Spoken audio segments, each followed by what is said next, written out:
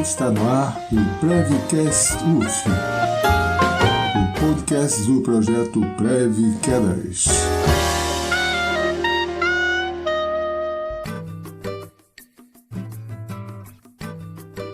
Sou Edmundo de Drummond Júnior, professor do Instituto de Educação Física da Universidade Federal Fluminense. Eu sou Márcia de Souza, residente da Saúde do Idoso, entrei no programa em 2021. Eu sou Milene Carvalho, bolsista da ProEx UF do programa Prev Quedas, entrei em agosto de 2020.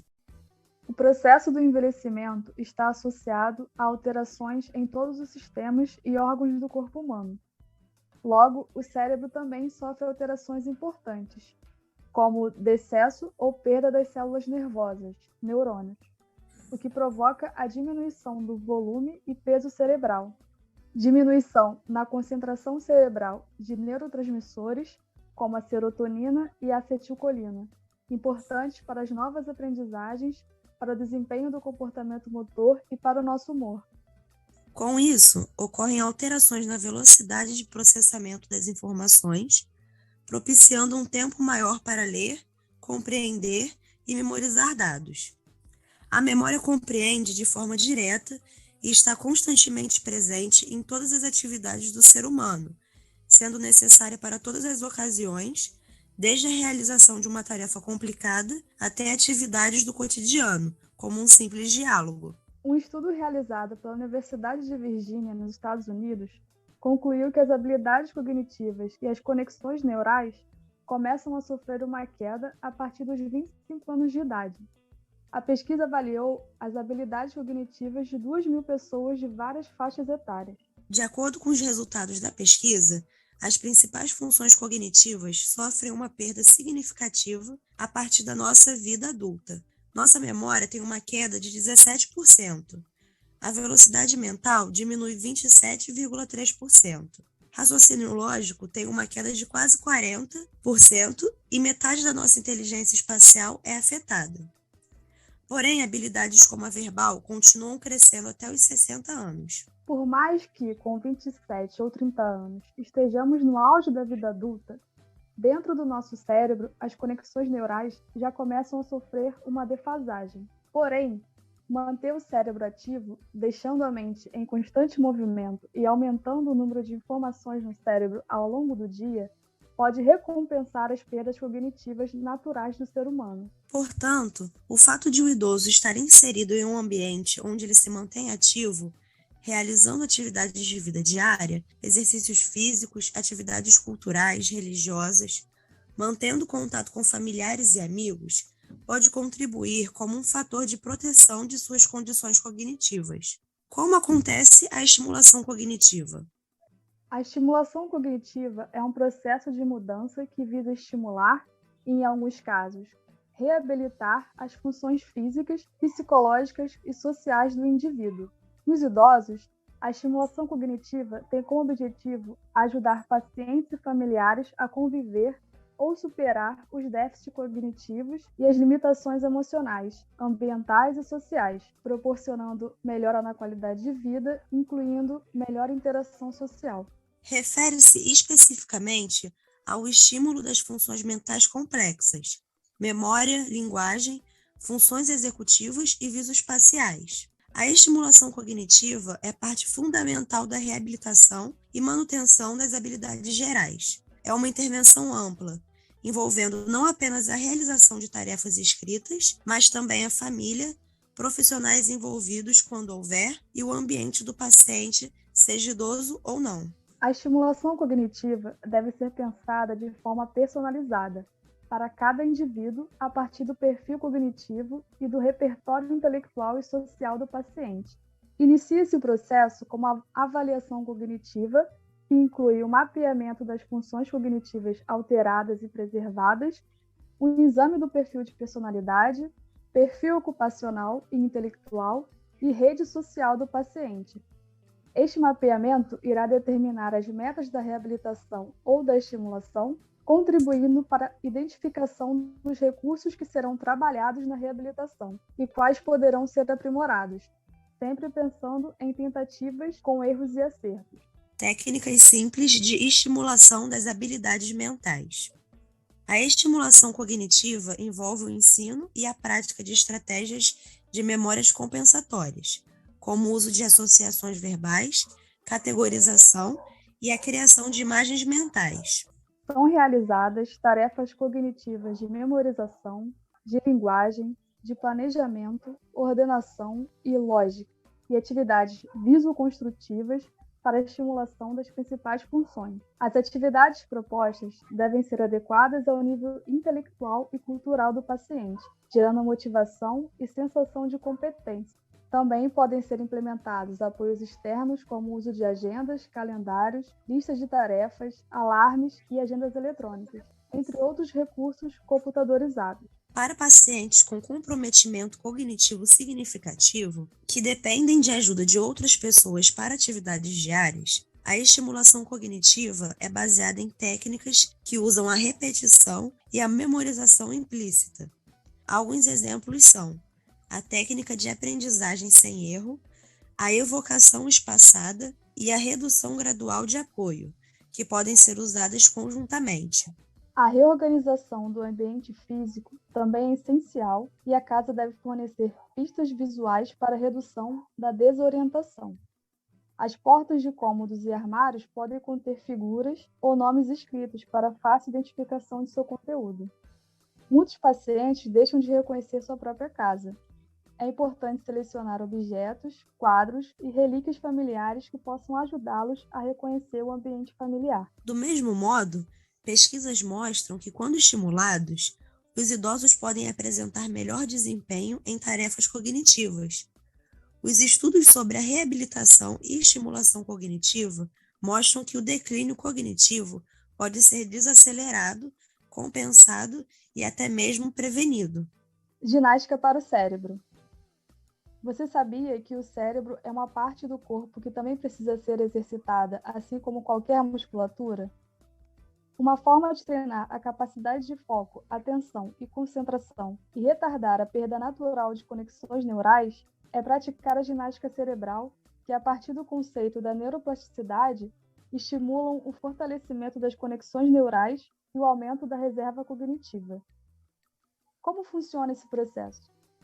O cérebro humano consegue se adequar de acordo com os estímulos que recebe. Quanto maior e mais ativas as conexões entre os neurônios, que chamamos de sinapses, mais fortalecida será sua reserva cognitiva. Assim, alcançamos uma rede de neurônios mais forte e desenvolvida. Mas, o que é reserva cognitiva? A reserva cognitiva é a capacidade cerebral de armazenar por períodos prolongados as habilidades adquiridas ao longo da vida. Dessa forma, o treino cognitivo consiste em atividades de estimulação de diversas funções cognitivas, como a atenção, memória, linguagem e velocidade de processamento. Sendo assim, como posso treinar o meu cérebro? A estimulação cognitiva atua diretamente nos mecanismos neurológicos ligados à plasticidade cerebral. Através de exercícios e atividades terapêuticas, busca-se preservar ou melhorar o desempenho das funções cognitivas, linguagem, memória, atenção, raciocínio, entre outros. Contudo, o processo de envelhecimento e a perda cognitiva se evidenciam de forma subjetiva. Por isso, precisa ser personalizada e ajustada às necessidades e dificuldades de cada indivíduo. Existem diversas estratégias e intervenções propostas de acordo com objetivos específicos. Musicoterapia.